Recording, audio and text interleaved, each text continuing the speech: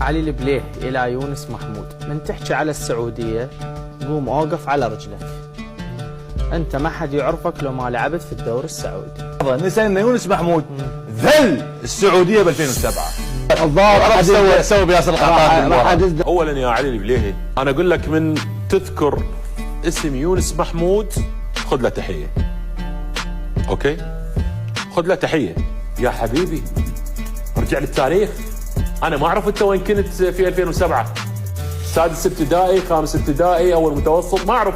من انت كنت بال 2007 يونس من رفع الكاس كنت تلبس بامبرز اعتقد، يعني بعدك حتى ما تعرف بجديات كرة القدم، بعدك كنت على حفاظات البامبرز. ثاني مرة دير بالك انت تحديدا تتوضا قبل لا تذكر اسم العرب.